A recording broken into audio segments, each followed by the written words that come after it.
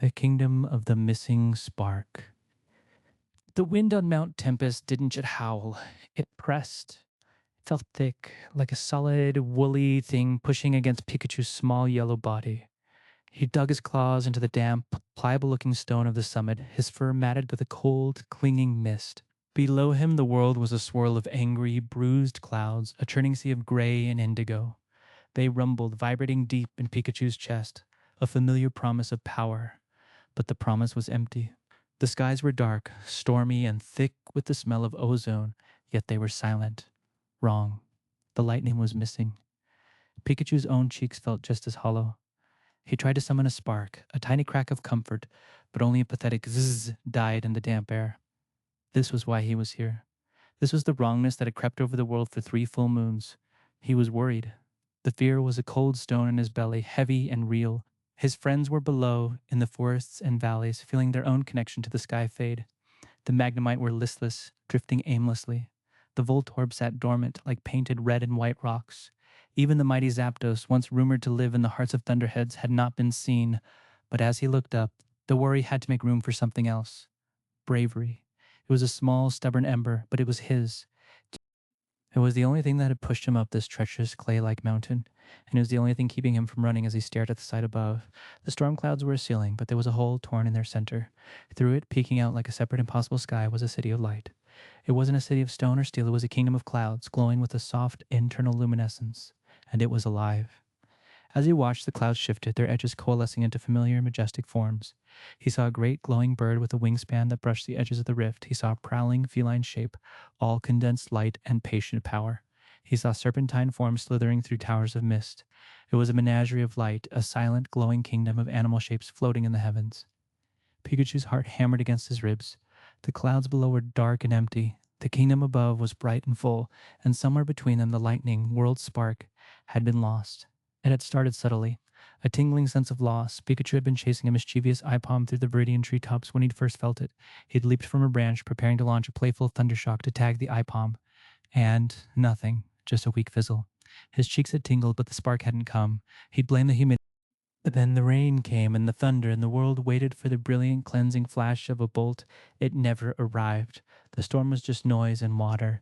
The elder Pokemon gathered, their faces etched with a new, deep-seated anxiety. The forest-wise old Noctowl, perched on the great oak, had spoken of legends. The sky, it hooted, its voice raspy, has its own guardians. A kingdom above the clouds where the first spark was born. It is the cradle of all storms. The electric type sat in a miserable huddle. Pikachu looked at his little brother Pichu, who was trying to make a spark by rubbing his own tiny cheeks, confusion and frustration in his eyes. The worry in Pikachu's chest tightened. This wasn't just an inconvenience. It was like the world was holding its breath and forgetting to let go. The air felt stale. The world was fading. Someone must go, the Noctowl had declared, its gaze sweeping the crowd. Someone must climb Mount Tempest, the bridge between the earth and the sky. Someone must ask the Guardians why. The other Pokemon had shuffled. Mount Tempest was a brutal, dangerous climb, a place of legend and fear. But Pikachu, seeing Pichu's dampened spirit, felt that small, stubborn ember of bravery ignite. I'll go, he had squeaked. The word was out before he could stop it, and as soon as he said it, the worry didn't disappear, but it found a new shape. It became resolve.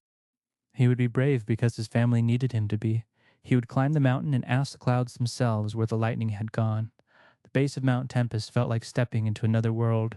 The very rock under his paws felt different, less like stone and more like hardened, ancient clay, sculpted by a giant, unseen hand. The claymation feel the elder spoke of was real. Every texture was exaggerated. The grass was spiky and stiff, like green painted bristles. The wind, even down here, had a physical pushing quality, making the air feel solid. Pikachu's ascent was a grueling test of will. He crossed a chasm on a bridge of supa vines, which felt like sticky, uncooperative licorice. He had to hide in a hollow, sculpted-looking log from a stampede of Geodude that rolled down a gully not like rocks, but like heavy, lumpy, bumpy balls of modeling clay. The higher he climbed, the more oppressive the missingness became. The storm clouds gathered around him, but they were a silent, hollow threat. It was a thunderstorm with its voice stolen. He should have been in his element, his fur bristling, his cheeks crackling with a connection to the sky. Instead, he just felt small, damp, and isolated. He came to a sheer cliff face, slick with a thick gray mud that looked like a potter's slip. There was no way around it. He looked down just for a second and saw how high he'd come. The forest was just a fuzzy green patch. The worry swirled, telling him to turn back, that this was impossible. He was just one small mouse. Then he thought of Pichu. He thought of the listless Magnemite. He took a deep breath, planting his paws. Brave. He wasn't brave because he wasn't scared. He was brave because he was scared, and he was doing it anyway. He jammed his claws into the thick mud and began to climb, one slow, terrified, and determined pull at a time. The clay-like muck tried to pull him back, but he kept going, his small body a single bright yellow spot of defiance against the vast, empty gray. Hours later, he'd hauled his exhausted body over the final ridge. He was here, the summit of Mount Tempest. The air was thin and cold. The world was a maelstrom of dark, silent clouds below his feet. He was on an island in the sky, a tiny, molded-looking peak in a sea of nothing. And then he looked up. The sight was so sudden, so impossible, that it stole his breath. The swirling dark clouds parted directly above him as if pulling back a curtain. And there it was, the glowing kingdom. It was just as the Noctowl had described, but more beautiful and terrifying than any legend. It was a city made of pure, soft light, sculpted from the very clouds themselves. Towers of incandescent mist rose into the blackness of the upper sky. Bridges of pale gold stretched between floating islands of pearl, and it was inhabited. He squinted, his brave little heart thudding. The animal shapes were not Pokemon. Not really. They were ideals of Pokemon, massive, silent, and slow-moving. He saw the essence of an Arcanine, a great lion of golden light pacing a glowing ridge. He saw a colossal Mista Gyarados coiling around a tower. A flock of radiant, Pidgeot-like shapes soared in a silent, perfect loop. Pikachu gazed up, his worry and his bravery warring in his small chest. This place was the source. This was where the lightning should be. The contrast was stark. The dead dark storm below him and the silent glowing kingdom above him. He had to get up there. But how? He was a creature of the earth, and this was the realm of the sky. He tensed, ready to squeak, to shout, to ask. Hello? His voice was a tiny lost sound in the wind. The kingdom didn't answer, but it seemed to notice. The great glowing bird, the one with the impossible wingspan, stopped its loop. It turned its head, a featureless, brilliant shape of light, and looked down. Right at him. Pikachu froze. The gaze of the great light bird held no malice, but it was ancient and powerful. He felt like a speck of dust being examined by a star. The creature of light drifted from its patrol, gliding with impossible grace toward the rift in the clouds. It didn't descend, not exactly. Instead, a trail of its golden light mist unspooled from its feathers, tumbling down, down, down toward the peak. It wasn't a ladder. It wasn't a bridge. It was an updraft. A shimmering, glittering column of wind that hit the mount up and swirled around Pikachu, lifting his fur. It was warm, and it felt electric. Not like the missing lightning, but like a gentle, inviting static. It was the first spark he had felt in months. This was the invitation. This was the test. His instincts screamed at him, don't jump into the empty air. Don't trust the impossible light bird. The worry was a physical, heavy weight. But his bravery, that stubborn little ember, burned hotter. He had come that far, he couldn't stop now. He took a step back, crouched low on the pliable stone, and then, with all the strength in his tired legs, he leaped. He launched himself from the summit of Mount Tempest into the column of glittering air. For a terrifying second, he was falling. Then the updraft caught him. It wasn't a violent wind, but a gentle, firm lift, as if a giant, soft hand had scooped him up. He floated, tumbling end over end for a moment before stabilizing. He was flying. He shot up, past the dark, angry storm clouds and through the rift. The transition was immediate and shocking. One moment he was in the cold, damp, hollow storm. The next he was bathed in a silent golden warmth. The sound of the wind vanished, replaced by a profound, cathedral-like stillness. He drifted gently onto a ground that felt like solidified light, firm and warm beneath his paws. He was inside. He was in the glowing kingdom of clouds. The kingdom was breathtaking. Everything was sculpted from light and mist.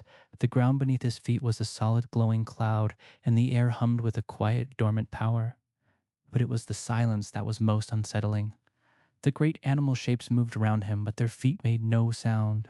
The great light lion paced its ridge without a single puff of cloud. The soaring bird shapes cast no shadows and made no cry. It was a world of claymation made of light, beautiful, tangible looking, but utterly silent.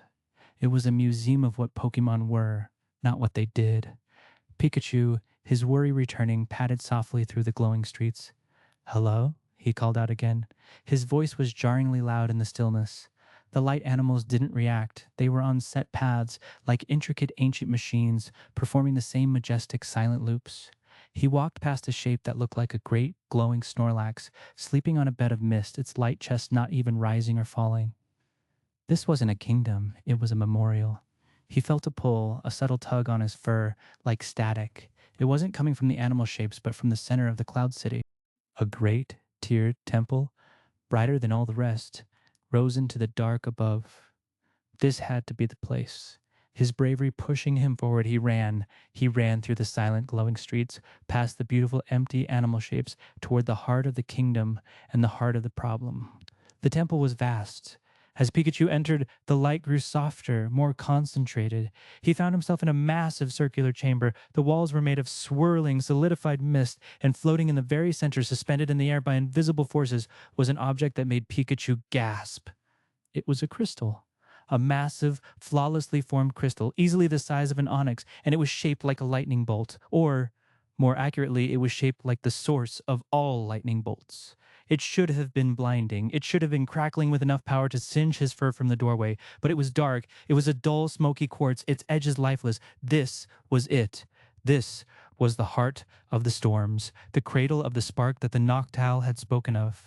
And it was dormant, dead. The missing lightning wasn't just gone from the world below, it had been stolen from its very source. A new, cold dread settled over Pikachu. This was worse than he thought. He had expected a guardian to reason with, a problem to solve. This was a void. It has been this way for a long time, a voice echoed through the chamber. It didn't come from a mouth, but from the air itself, a sound like a mountain shifting. Pikachu spun around, his fur bristled. Who's they? The light in the chamber dimmed and the walls seemed to move. A section of the misty, glowing cloud stuff separated, resolving itself into a new shape. Not an animal, but something more. It was a massive, serpentine dragon made entirely of the same clouds and light as the kingdom. It had no face, just a glowing, shifting mask of light, but Pikachu could feel its ancient, sorrowful gaze. I am the keeper, the voice rumbled, and I am the one who let the heart go dark. You? Pikachu squeaked, his bravery faltering. He was face to face with the creator of the Silent Kingdom. You stopped the lightning? I did not stop it, the keeper rumbled.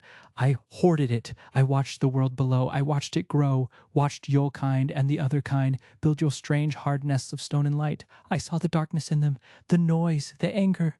The keeper's misty form swirled, and on its body images appeared. Pikachu saw visions of sprawling cities, of conflict, of pollution. I feared this progress. I feared the power I was giving. The lightning. It is a tool of creation, but also of destruction. I saw a prophecy, a vision of a great darkness that would use my gift, my storms, to unravel the world. So you took it away, Pikachu said, his voice small.